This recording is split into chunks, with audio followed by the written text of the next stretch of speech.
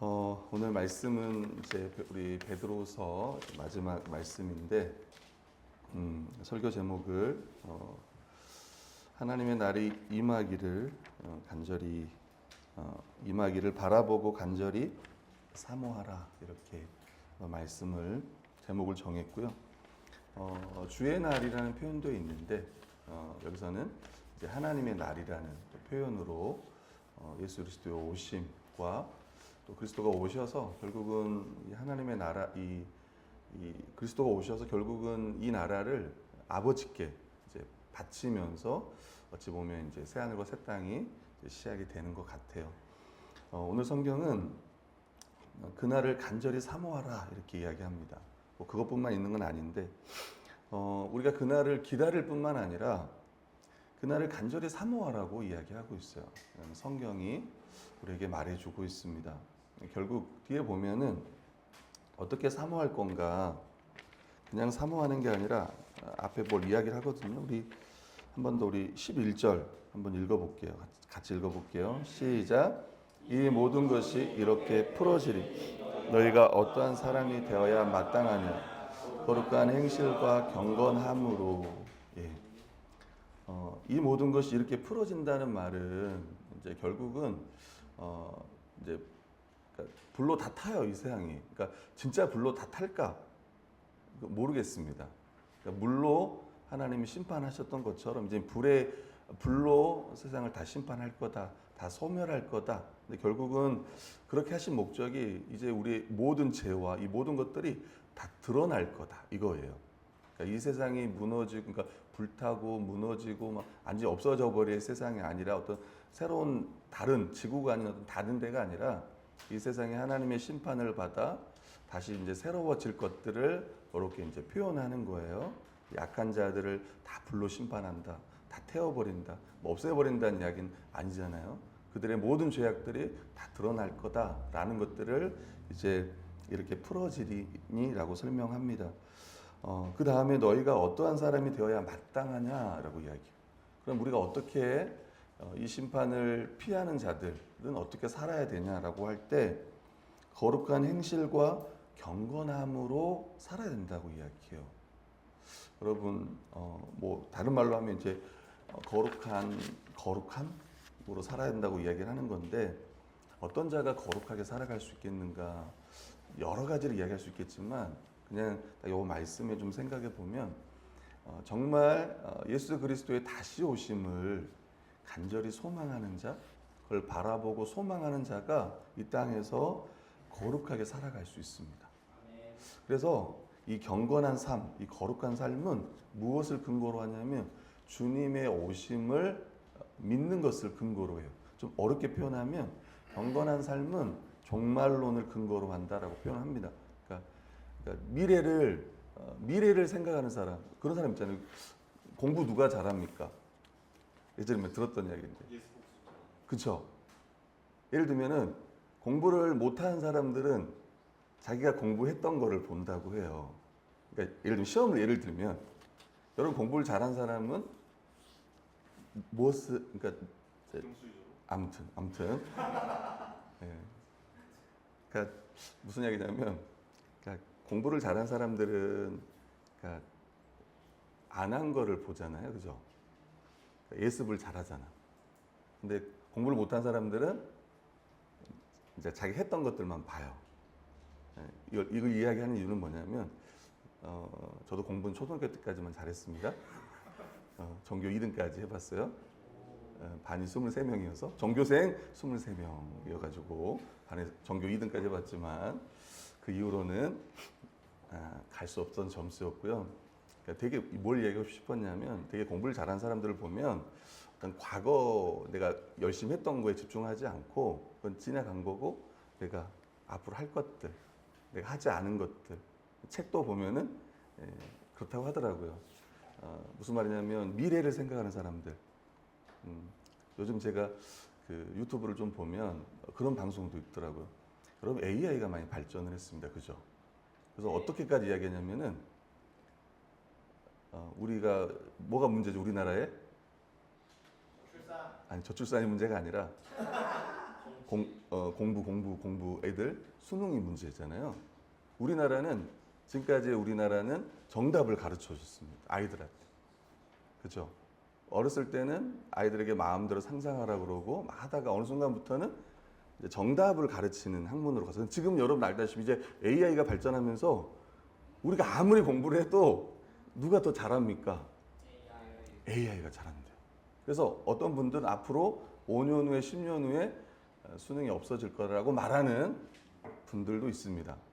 우리 서아 로아에게는 그랬으면 좋겠다는 생각도 들어요. 그러니까 무슨 말이겠어요? 더 이제 상상하고 이런 것들을 그래서 어떤 정답을 예측하는 게 아니라 이제 이런 것들 예상할 수 있는 예측과 예상을 좀 다르게 이야기하더라고요. 그래서 아이들이 더 상상할 수 있게 하고 이런 것들을 이제 더 훈련시켜야 된다 이런 표현들을 쓰더라고요. 이야기를 하는 이유는 뭐냐면 뭐 그럴 수 있게 될 수도 있고 안 될 수도 있지만 미래를 생각하는 사람들, 우리를 그리스도인들로 한다면 우리의 미래는 이 세상이 전부가 아니라 주님이 오실 새 하늘과 새 땅이 우리의 미래인 거예요. 이것을 생각하면 생각할수록 우리가 현실 가운데 정말 경건한 삶으로 거룩한 삶으로 더 나아가는 거예요. 이것을 무시한다면 세상 사람들은 믿지 않아. 오늘 성경에 나오는 거짓 교사들도 아니, 세상이 그대로 있지 않냐. 주님이 안 오셔. 그대로 있지 않냐. 예수 그리스도의 재림은 없어. 그래서 그들의 문제는 뭐냐면 그냥 하고 싶은 대로 살아. 근데 이렇게만 말할 수 없잖아요. 그러니까 성경을 이제 곡해하는 거예요. 성경을 왜곡하게 해석하면서 여러분 이단들이 얼마나 성경 공부를 열심히 하는지 몰라요. 여러분 신천지가 얼마나 열심히 하는지 아세요 혹시? 갔다 오신 분들 있죠? 네, 있어요. 우리 안에. 일주일에 여러분 3시간씩 3번인가를 공부를 하고 지금도 그런지 모르겠지만 3시간씩 3번이고 시험을 봐가지고 300점인가요? 300점에서 전체에서 뭐 90점을 못 맞으면은 다시 처음부터 몇 개월간 또 공부를 하고 그러니까 그러면서 세뇌가 되는 거예요. 신천지들. 그러니까 여러분 이단들이 얼마나 공부를 안 하는 게 아니라 얼마나 열심히 하는지 몰라요. 여러분 우리가 보통 잘못된 믿음 그러면요. 첫 번째는요. 못 들어서예요. 복음을 잘 못 들어서. 그러니까 안 들으면요 잘 모르는 거예요. 두 번째는 잘못 들어서예요. 되게 이단들이 그래요. 그러니까 성경을 안 배운다는 게 아니라 이단들은 우리보다 성경을 더 잘 배워요. 특히 어디를 잘 배워요? 특히 요한계시록 종말론. 다시 말하면 이 소망. 우리가 이 소망을 다 빼앗겨 버린 거야. 거짓 교사들. 이단들에게 이 소망을 다 빼앗겨 버렸어. 이미 신천지라고 해버리잖아. 새하늘과 새 땅 원래 신천신지인데 그냥 신천지라고 하잖아. 좋은 이름도 빼앗겼단 말이야. 하나님의 교회도 빼앗겼어요. 그 다음에 또 하나는 우리의 사랑은 어디에 뺏겼냐면 세상에 빼앗겼어. 여러분 이단들이 얼마나 성경을 잘 하는지 몰라요. 그러니까 무슨 말을 하냐면 이 미래의 세상을 무시하는 사람들은 우리가 현재 어떻게 살아야 될지를 잘 모릅니다. 그리스도께서 오실 때 하나님의 날이 시작이 됩니다. 이 세상이 멸망하고 그게 끝이 아니라 불심판으로 끝나는 게 아니라 새로운 세상이 시작이 되는 거예요. 우린 그걸 새 하늘과 새 땅이라고 해요. 저는 어렸을 때 새 하늘과 새 땅에 대한 이야기를 많이 못 들었습니다. 제가 들었던 것은 예수님이 오시면 다 심판받는다는 그 말씀만 들은 거예요. 그러니까 여러분 생각해 보세요. 여러분 너 그렇게 살면 너 심판받을 수 있다 그러면 여러분 누가 예수님의 오심을 기다립니까? 그렇지 않아요, 여러분? 우리 중에 시험을 기다리는 친구들이 있나요? 있을 수 있어요. 공부 열심히 했던 친구들은 시험 날이 가장 기쁜 날. 지금 이 자리에 경욱이 없지만 우리 김경욱 학생은 시험 날이 그렇게 좋대. 왜? 일찍 끝나니까. 보통 친구들은 시험 날이 두려운 거예요. 또 열심히 하는 친구들은 다를 수 있지만 예수 그리스도가 다시 오시는 그날이 정말 교회 다니는 사람들 중에도 이걸 심판으로만 생각하는 거예요. 어찌 보면 심판이라는 단어는 중립적이잖아요. 그죠? 영, 벌, 영생으로 가리시기 때문에 중립적인데 그 심판의 이미지 자체는 너무 두려운 거예요. 내가 이렇게 믿어서 내가 천국 가지 못하면 어떡하지? 그러니까 새 하늘과 새 땅을 많이 가르쳐줬다면 부활의 새 생명 우리가 다 다음 세상에 어떻게 될지를 자세하게는 몰라도 이것들을 잘 이야기해 줬다면 그날을 두려워하지 않고 또 소망하며 살지 않았을까? 또 거기서 멈추는 게 아니라 이 땅 가운데서 정말 거룩한 행실과 거룩함으로 나가지 않았을까? 이런 생각들을 해봅니다. 두 번째는요, 우리는 그의 약속대로 의가 있는 곳인 새하늘과 새 땅을 바라보도다. 여러분, 새하늘과 새 땅이 신약에 있는 게 아니라 이미 구약에 있어요. 이사야서 65장 17절 같이 한번 읽어볼까요? 시작. 보라, 내가 새하늘과 새 땅을 창조하나니 이전 것은 기억되거나 마음에 생각나지 아니할 것이라. 네, 이전 것은 기억되지 않을 정도로 정말 새로운 세상을 이야기합니다. 이사야서 66장 22절에 보면 같이 읽어볼게요. 시작. 내가 지을 새 하늘과 새 땅이 내 앞에 항상 있는 것 같이 너희 자손과 너희 이름이 항상 있으리라. 여호와의 말이니라. 네, 내가 지을, 하나님이 지을 새 하늘과 새 땅이 내 앞에 항상 있는 것 같이 너희 자손과 너희 이름이 항상 있으리라. 우리가 그 나라의 백성이 되어 그렇게 살아갈 거다, 이렇게 말씀하고 있습니다. 이제 요한계시록 21장 1절에 보면 또 내가 새 하늘과 새 땅을 보니 처음 하늘과 처음 땅이 없어졌고 바다도 다시 있지 않다. 그래서 어떤 친구들은, 물놀이 좋아하는 친구들은 이제 바다가 없으면 어떡하나, 바다가 없다 그러잖아요, 진짜. 그래서 어떤 분들은 진짜 바다가 없다고 말할 수 있는 분들이 있을 수 있어요. 근데 여기서 말하는 이제 바다는 아마 그 악한 세력들이 올라오는, 악의 무리들 같습니다. 그러니까 악이 없다는 말 같아요. 그 다음에 우리 베드로전서 1장 4절 같이 읽어볼게요. 시작. 썩지 않고 더럽지 않고 쇠하지 아니한 유업을 있게 하시나니 곧 너희를 위하여 하늘에 간직하신 것이. 바로 그 새하늘과 새 땅은 썩지 않을 거다. 그리고 그 나라는 더럽혀지지 않을 거다. 그리고 쇠하지 않을 거다. 영원할 거다라고 성경은 이야기하고 있습니다.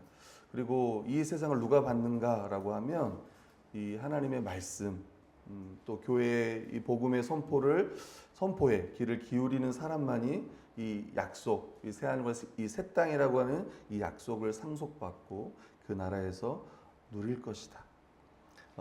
최영삼 교수님이 이제 쓴 글을 제가 인용했는데, 시간이 갈수록 신앙생활을 오래 하면 할수록 나이가 들면 들수록 성도는 지나온 찬란했던 나의 과거와 그 업적이 아니라 하나님께서 주신 복된 약속의 말씀에 따른 그 미래에 더욱 열정적이 되어가야 마땅하다.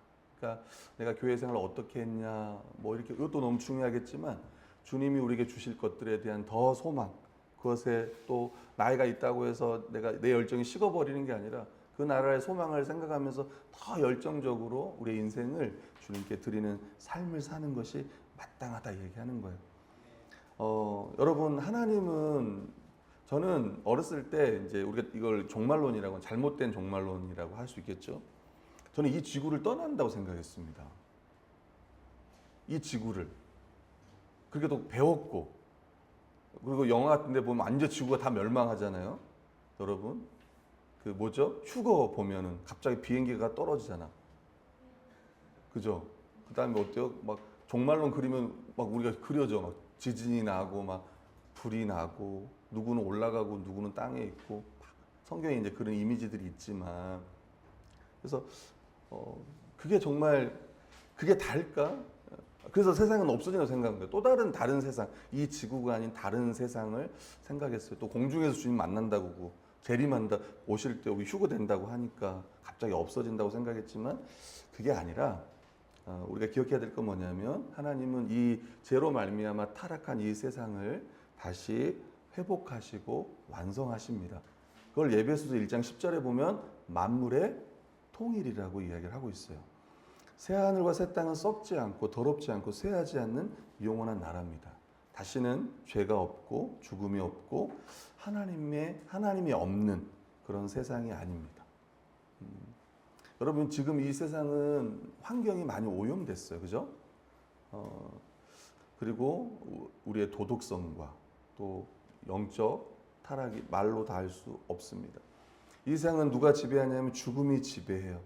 또 죽음의 그늘이 어디에나 드리워 있어요. 여러분, 언제 죽을지 모르잖아요. 그죠?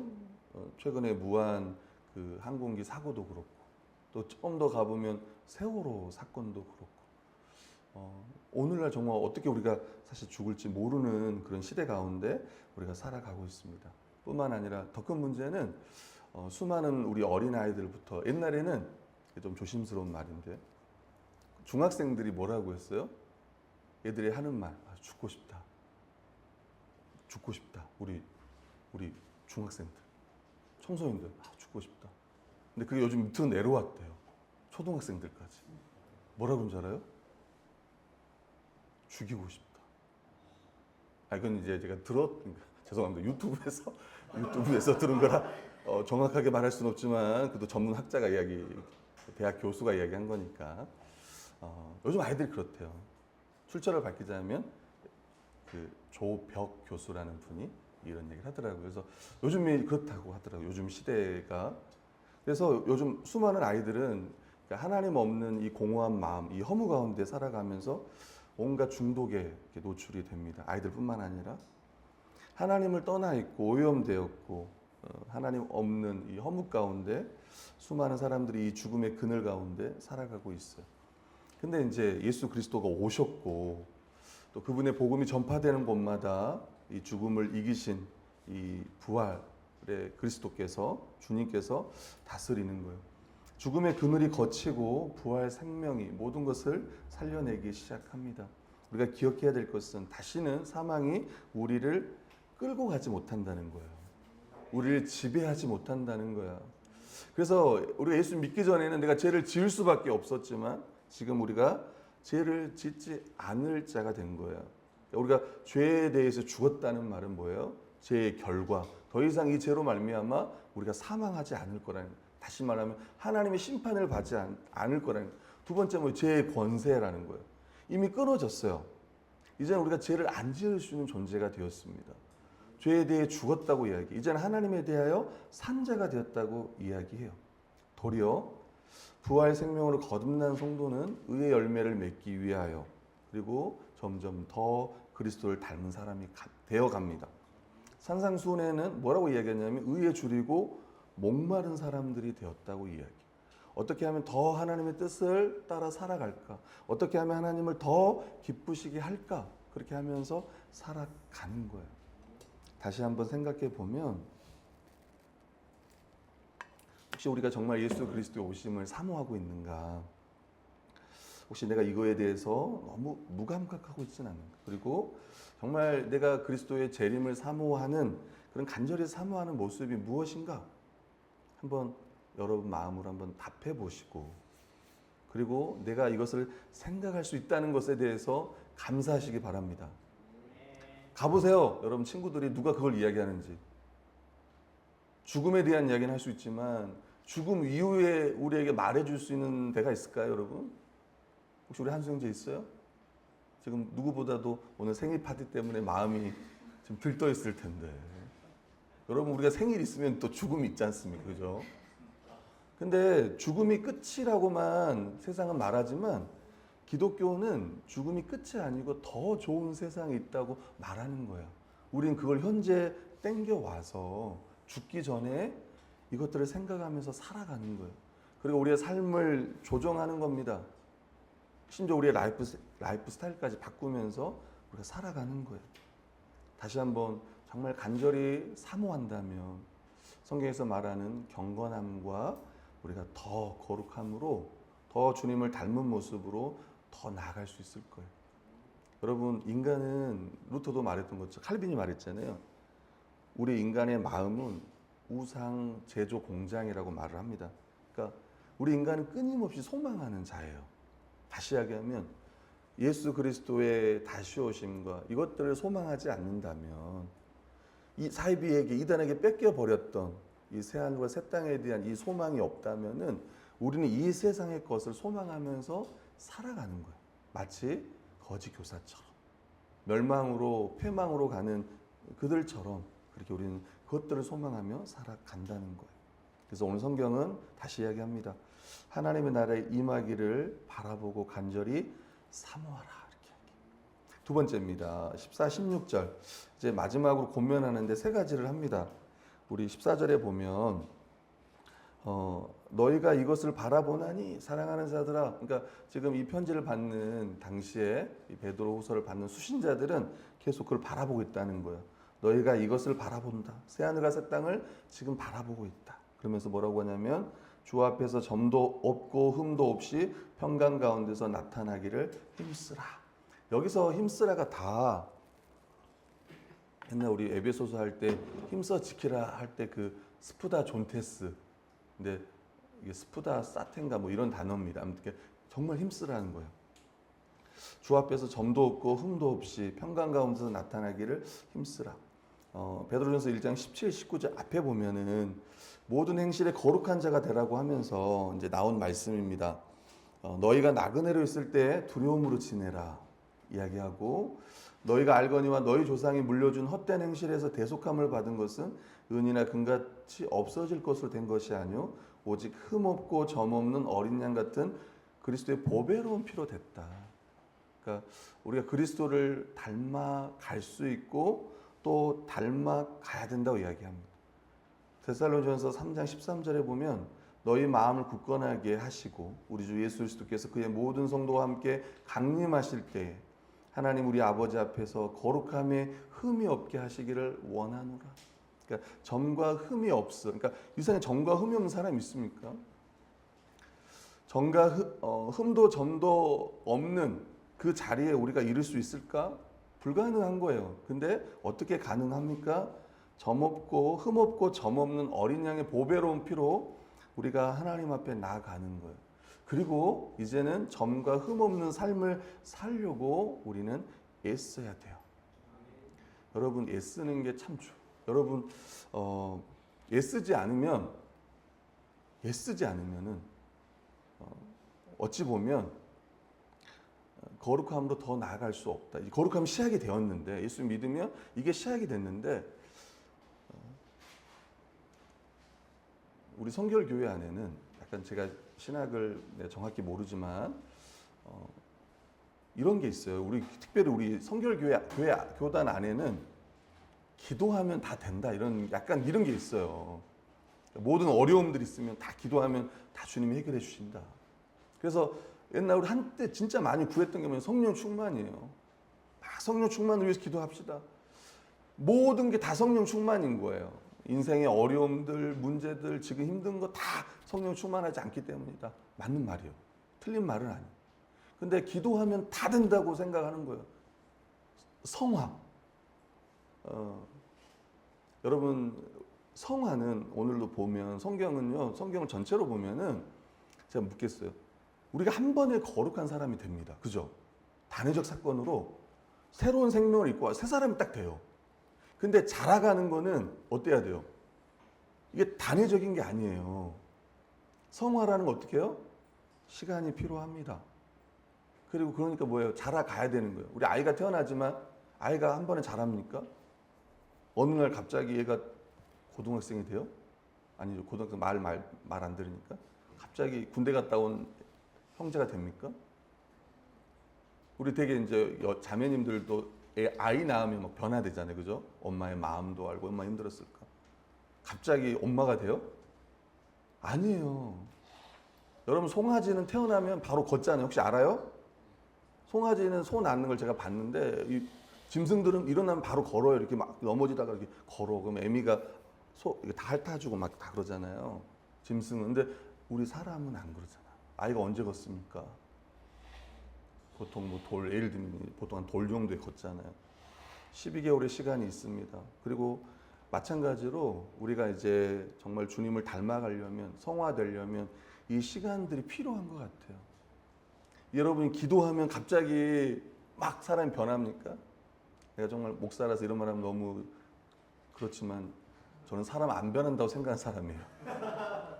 그거는 나를 보니까 그래요. 여러분 오해하지 않기를 바랍니다. 나를 보니까 참 안 변해. 진짜예요. 거짓말하는 게 아니에요. 여러분 자신도 한번 손 올리고 한번 생각해 보세요.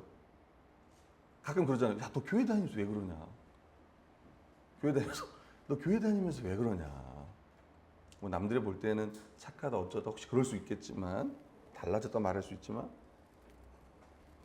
우리 자신들을 보면 참 안 변하는 것 같아요. 그리고 세상은 사람은 안 변한다. 뭐죠? 고쳐 쓰지 못한다 그러나요?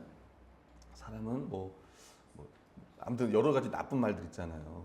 근데 그러니까 정말 시간이 필요한 것 같고, 또 혼자 자라갈 수 없어서 또 교회가 있는 것 같고, 또 부모가 있는 것처럼 또 교회 안에서도 이런 양육의 과정들이 필요한 것 같아요. 단순히 기도 한 번 하면 막 변화되고 그런 거 아닌 것 같아요. 그 마음이 생기지만 시간이 필요한 것 같습니다.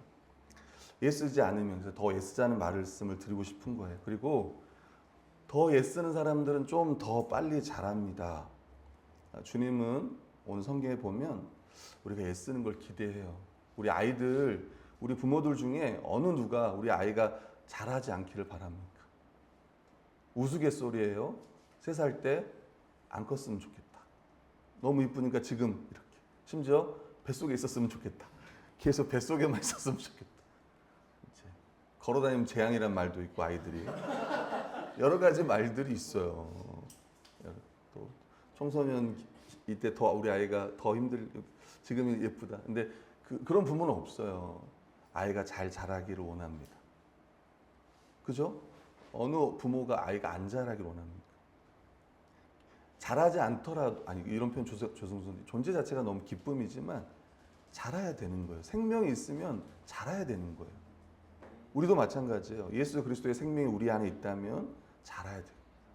존재 자체도 기뻐하지만 자랄 때 주님이 기뻐한다는 거예요. 거룩한 삶은 성도의 마땅함이라고 이야기했습니다. 그리고 이미 신적 성품에 우리는 참여한 성도라고 이야기해요. 더욱더 이 성품이 더 자라는 모습들이 우리 안에 나타나야 돼. 믿음의 덕의 지식의 절제의 인내를, 인내의 경건의 형제의 우애의 사랑을 더하라고 하는 이 신적 성품이 우리 안에 계속 더해져야 되는 거예요. 거짓 선생들은 이제 이 카운터 파트너였던 이 거짓 선생들, 이 사람들은 그들의 삶을 돌아보면, 우리가 보면 흠이 있는 삶인 거예요. 육체의 정욕 따라 살아가는 그들의 삶을 보면 그들의 삶이 그들을 정죄할 것이고 마지막 날에 그들은 구원받지 못할 겁니다. 신자는 달라요. 참된 신자의 특징은 점과 흠이 없는 거예요. 이 말은 오해해서 완벽하다, 그게 아닌 거예요. 더 주님을 닮아가려고 더 예를 쓰는 거예요. 그리고 주님 오시는 그날에 우리가 평강 가운데, 점도 흠도 없이 평강 가운데 그분 앞에 나타나기를 소망한다고 이야기하고 있습니다. 여러분 잘 생각해 보세요. 마지막 날 우리가 주님 앞에 섰을 때 우리의 마음 어떨까요? 근데 평강 가운데 선대요. 평강. 그거는 두려움이 아닌 겁니다. 기쁨 가운데 주님 앞에 나가는 거예요. 이게 주님의 은혜예요. 그리고 우리는 그렇게 살아갈 수 있는 거예요. 두 번째는 우리 주의 오래 참으심이 구원이 될 줄로 여기를 한 번 더 이야기합니다. 대적자들은 주님께서 오시지 않는 것을요, 주님이 더디 오시는 거예요. 심지어 그래서 결코 그분은 오지 않을 거야 라고 생각했어요. 세상은 그냥 있지 않느냐라고 조롱하면서 이야기한 거예요. 근데 성경은 그게 더딘 게 아니라 사람들에게 회개할 기회를 준 거다라고 이야기합니다. 하나님의 오래 참으심이라고 이야기를 하는 거예요. 여러분 성경은 묻고 싶습니다. 언제 오십니까 주님이? 여러분이 아는 모든 걸 다 동원해 보면 곧 오시고, 또 로마서의 표현을 보면 이방인의 충만한 수가 차면 온다고 해요. 근데 그 숫자는 누구만 알까요? 하나님만 아시는 거예요. 근데 신천지 같은 경우는 뭐라고 했습니까? 14만 4천. 근데 문제는 처음에는 14만 4천을 모으기가 어렵다고 생각했는데 어느 순간 20만이 되는 거예요. 여러분 정확히 지금 어느 정도 모르지만 우리 교단이랑 맞먹습니다. 지금 아마 30만 넘었을지도 몰라요. 그럼 어때요? 14만 4천을 이야기했는데 넘었으니까 진정한 14만 4천, 진정한 14만 4천을 그들은 부르짖고 있는 거예요. 그 다음에 보면 뭐 더 있지만 이렇게 넘어가면 세 번째는요, 성경을 억지로 풀지 말라 이렇게 얘기해요. 그 모든 편지에도, 그러니까 이 바울의 편지 같습니다.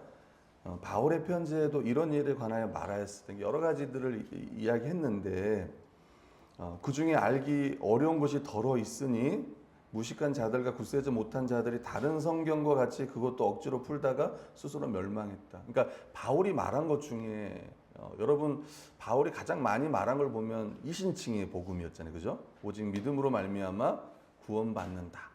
그리고 자유를 이야기했습니다. 율법의 저주에서 벗어나 이제 자유한 자가 되었다 이렇게 이야기. 아마 그것들을 왜곡했을 것 같아요. 예를 들면 로마서에도 보면 죄가 더한 곳에 은혜가 더한다. 그러면 죄를 마음껏 져도 되겠네라고 하는 생각들. 근데 이제 바울은 그럴 수 없다고 이야기하는데, 그것만 가져오면 되는 거예요. 죄가 더한 곳에 은혜가 더했다고 하니까. 또 뭐예요? 또 고린도 전서에도 가보면 모든 것이 가다라고 표현했어요. 모든 걸 다 할 수 있다는 거야. 심지어 또 어디요? 갈라디아서 5장 1절에 보면 자유를 주셨다 이렇게. 그러니까 이런 것들을 가져와서 그러니까 왜곡했던 것 같습니다. 그래서 그 보컴이라고 하는 리차드 보컴이라고 하는 이제 그 주석학자 이렇게 이야기하더라고요. 따라서 그것은 사소한 교리적 오류의 문제가 아니라 잘못된 해석을 사용하여 부도덕을 정당화하는 문제였다. 이단들이 다 그러는 거예요, 여러분. 아까 말했잖아요. 이단들은 성경을 우리보다 더 열심히 공부합니다. 특히 이제 종말론들을. 자기들의 걸로 해석을 해요. 특히 교주들도 그렇고. 그래서 어떤 이런 이제 방탕함, 교만, 정욕 이것들을 자기들로 해가지고 자기 마음대로 해석해서 자기들이 이렇게 살아가는 거, 방탕한 삶을 뭐라고 해야 될까요? 정당화시키고 있어요. 최영삼 교수님도 뭐라고 얘기했냐면, 베드로는 거짓 교사들이 이렇게 엉터리로 또한 교묘하게 성경을 왜곡하는 이유는 근본적으로 그들이 자신의 더러운 탐욕을 따라 해석하기 때문이지만, 그 원인은 또한 그들이 훈련되지 못하고 경고에 서지 못했기 때문이라고 이야기해요. 그러니까 그들 자체가 무식한 자들, 굳세지 못한 자들은 표현을 하잖아요. 그러니까 그런 교육을 받지 않았어요. 여러분, 우리 중에 예를 들면 보세요. 갑자기 은혜 받았어. 그래서 목회하는 분들이 혹 있을지 몰라요. 저는 우리 한샘의 용기를 항상 칭찬하고, 또 우리가 결혼하고 싶다면 다시 돌아가라 이런 말을 제가 가끔 하지만, 여러분 목회자가 되려면 꽤 많은 시간을 공부를 합니다. 아주 기본적인 것 공부해요. 뭐 우리가 말하는 조직 신학, 그리고 뭐 성경 신학, 뭐 실천 여러 가지 신학들을 공부하면서 뭐 잘하는 게 아니라 기본적인 것들을 공부해요. 그러면서 또 이단 뭐 이런 것들 공부하면서 잘못된 교리를 가르치지 않도록. 그러니까 은혜를 받았다고 해서 막 설교하거나, 여러분 제가 말하지만 저희 교회에서 설교하고 싶은 분들이 많아요. 많은 건 좀 돼요. 제 동기들 중에, 선교사님들 중에 연락이 와요. 현준아, 나 한번 가서 설교하고 싶다. 제가 아닙니다. 우린 그때 너무 적게 모이고 아닙니다. 이렇게 이야기해요. 그때 저희는 성경 연구를 합니다. 이렇게. 그러니까 주일날보다도 이제 금요일날 가서 내가 좀 이렇게 간증도 하고 그럴 게 아닙니다. 그때 저희가 뭐 다른 걸 합니다. 그 이유가 뭐냐면 너무 조심스러운 거예요. 하나님의 말씀을 전하는 이 시간이 혹여나 저보다 더 잘할 수 있고 잘 전할 수 있지만, 저도 그걸 검증을 못했으니까, 왜 같이 성경을 연구한 것도 아니고 좀 외국에 있다 보니까 잘 모르잖아요. 당연히 저보다 뜨겁고 열정도 있지만 조심스럽더라고요. 그러니까 그분들을 어떤 내가 그냥 의심해서가 아니라 특별히 그만큼 설교 자리는 하나님 말씀을 전하는 자리이기 때문에 더 그렇다는 거예요. 이 거짓 교사들은요, 제대로 훈련 받지도 못했고 그래서 복음에 서지 못한 자들이, 그러니까 거짓 교사가 됐겠죠. 제가 말씀드리고 싶은 그런 겁니다.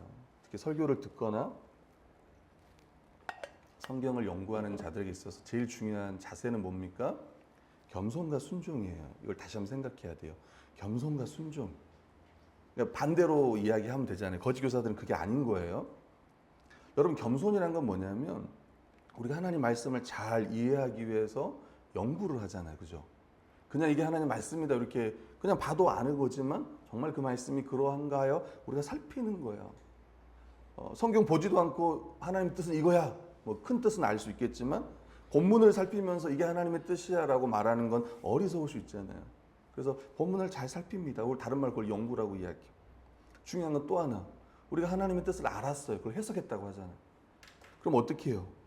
적용해야 돼요. 그걸 우리가 순종이라고 합니다. 여러분, 성경을 해석하는 목적, 이 자리에 우리가 설교를 듣는 목적은 뭐냐면 하나님의 뜻을 이해하는 거예요. 근데 그 이해가 본문을 떠난 이해가 아니라 본문 그대로를 이해하는 거예요. 그리고 그것을 분별하고 순종하는 데 있는 거예요. 여러분, 교회 가면 그런 성도들 있다잖아요. 정말 그 목사님 설교가 맞는지 아닌지 계속 분별을 하는 분들이 있어요. 그죠? 심지어 주보까지 보면서 오타까지 찾아내면서 그런 분들이 있어요. 감사하죠. 찾아주면 너무 감사한 일인데 설교도 듣는데 하나님 말씀으로 받고 순종하려고 듣는 게 아니에요. 한번 해볼까? 잘 들어볼까? 이렇게 보는 거예요. 그러니까 그 마음에는 순종하려고 하는 게 아니야. 이거는 여러분뿐 아니라 목회자인 저도 마찬가지예요. 제가 오늘 설교 준비를 합니다. 나는 이 말씀에 대한 순종하려는 마음도 없이 그냥 우리 성도들에게 그냥 말씀을 전하려고만 이 말씀을 본다고 생각해 보세요. 그냥. 그러면 저도 거짓 교사일 거예요. 저도. 심지어 거짓 교사들은 성경 해석을 통해 자신이 하나님이 되고 싶은 거야. 쉽게 말하면 내 마음대로 하고 싶은 거예요. 자신의 더러운 탐욕을 채우고 싶어서 심지어 성경을 왜곡하면서 그것을 이용했습니다. 하나님의 말씀은 특정한 한 개인이나 단체에게 주신 게 아니에요. 아멘? 여러분 신천지 가서 해보세요. 가르쳐 주세요. 한번 해보세요. 가서. 저 배우고 싶습니다. 저 그 말씀 교회에서 왔는데 배우고 싶습니다. 그럼 그분들 뭐라 그럴 것 같아요? 응? 잘 오셨습니다. 그렇지 않아요. 가보면 나도 안 가봐서 모르지만 그러면 저랑 따로 은밀하게 배워야 돼요. 이건 아무나 배울 수 없는 거예요. 그러니까 그들이 말하는 지식은 성경에 대한 이 교리는 보편적이지 않아요. 자기들만 우리가 말하는 특정 우리들만 지금 우리가 교회에서 배우는 이것들은 아닙니다. 여러분 어디서든 누구든 예수 믿는 사람은 다 아는 거예요. 다 배우는 거고 가르칠 수 있는 거고 이단들은 그렇지 않아요. 이건 우리만 여기 와서만 나랑 따로 절대 목사님께 말하면 안 돼요. 그렇게 해서 가르칩니다. 엄청 배타적이에요. 자기들만 구원이 있다고 이야기합니다. 그게 이단들이에요. 여러분 성경은 어느 특정한 사람에게 어떤 단체에게 준 게 아니라 교회에게 주신 말씀이라는 거예요. 우리 이걸 믿어야 돼요. 그리고 같이 한번 고백해 봅시다. 성경은 쉽다. 여기 보면 어려운 게 덜어 있대요. 어려움. 네, 많다는 게 아니라 조금 있다는 이야기입니다. 덜어 있다는 말은. 그래서 어떤 목사님들은 그렇게 이야기해요. 이 어려운 부분들은 덜어내라. 뭐 이렇게 이런 표현도 썼어요. 조금 있다는 거. 그리고 어려운 걸 넘어가면 됩니다. 그건 아주 정말 일부분이에요. 바울의 서신 중에 혹시 우리가 이해하지 못하는 부분들 넘어가. 근데 오늘 성경은 이 바울의 서신, 베드로는 이 바울의 서신도 하나님의 말씀이다라고 이야기를 하는 거예요. 그러면서 성경을 잘 해석해야 된다라고 이야기합니다. 억지로 풀지 마라. 묵상과 적용입니다. 저는 이제 마지막 말씀을 그냥 묵상과 적용을 가져왔습니다. 같이 한번 17, 18절 읽어볼게요. 시작. 그러므로 사랑하는 자들아 너희가 이것을 미리 알았은즉 무법한 자들의 미혹에 이끌려 너희가 굳센 데서 떨어질까 삼가라. 오직 우리 주 곧 구주 예수 그리스도의 은혜와 그를 아는 지식에서 자라가라. 영광이 이제와 영원한 날까지 그에게 있을지어다. 아멘. 베드로 말합니다. 이것을 미리 알았은즉 어찌 보면 미리 경고해 준 거죠. 미리 알았은즉 무법한 자들의 미혹에 이끌려 이 거짓 교사들의 미혹에 이끌려 너희가 굳센 데서 떨어질까 삼가라. 다시 이야기하면 이 거짓 교사들을 물리칠 준비를 하고 깨어 있어야 한다 이렇게 이야기. 근데 우리가 기억해야 될 거는 이 반대자들의 이 거짓 가르침을 피하는 것만으로 충분하지 않다고 이야기하고 있습니다. 그게 그 뒤에 부분이에요. 그리스도의 은혜와 그를 아는 지식에서 자라가라. 이것이 어찌 보면 이단을 피하는 방법이고 또 새하늘과 새 땅을 소망하는 방법이에요. 그러니까 결국은 그리스도다라고 하는 거예요. 은혜와 그를 아는 지식에서 계속 자라가라 이렇게 이야기하는 거예요. 베드로서 1장 2절에 보면 하나님과 우리 주 예수를 알므로 은혜와 평강이 너희에게 더욱 많을지어다. 결국 은혜와 평강은 다른 데서 오는 게 아니라 하나님과 우리 주 예수 그리스도를 더 알아감으로 오는 거예요. 또 쉽게 말하면 또 다 이런 거예요. 지식뿐만 아니라 교제하는 거죠. 우리가 주님을 더 알아가고 또 그 안에서 또 주님과 교제하고 또 그러면서 닮아가는, 그러면서 은혜와 평강을 누리는, 다른 데서 오는 게 아니고 저 세상에서 오는 것도 아니라는 것도 기억해야 됩니다. 특별히 이단들은 사실은 잘 들어보면 이 하나님과 예수 그리스도에 대한 지식을 막 더 이야기하는 게 아니에요.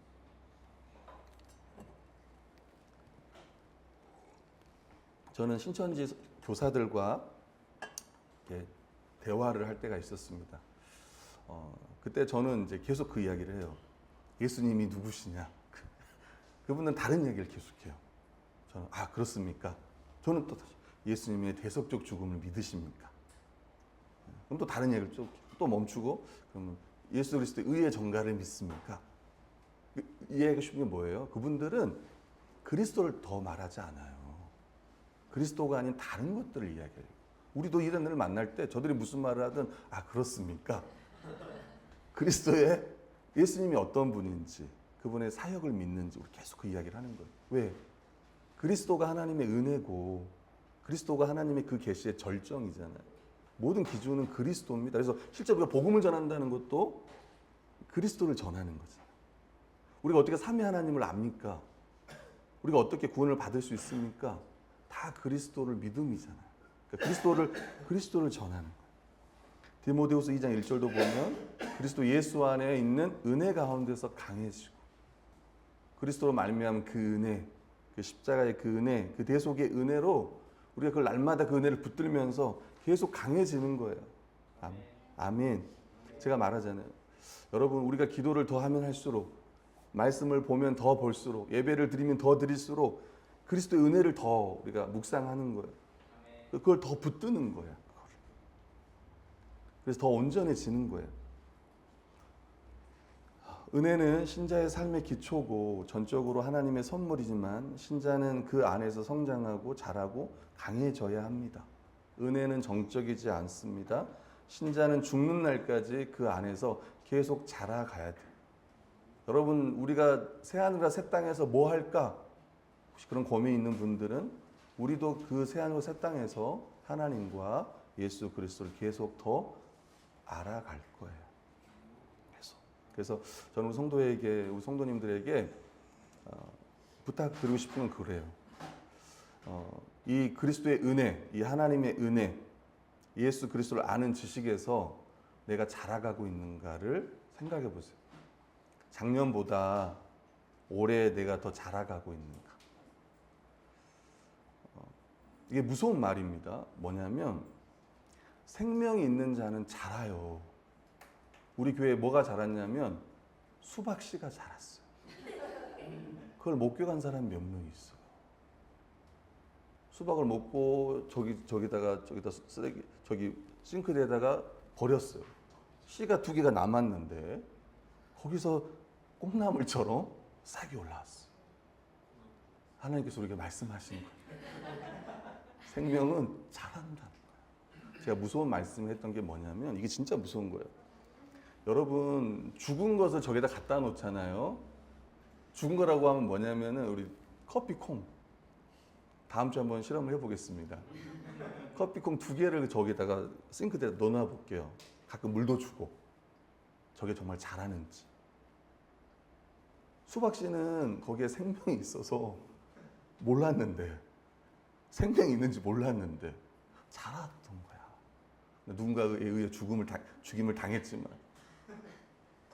그걸 삐져 나오더라고. 이렇게 뚫고 이렇게 막아놨는데도 이렇게 뚫고 나왔어요. 정말 무서운 건 있어요. 여러분 보시면 우리 사랑하는 성도들 중에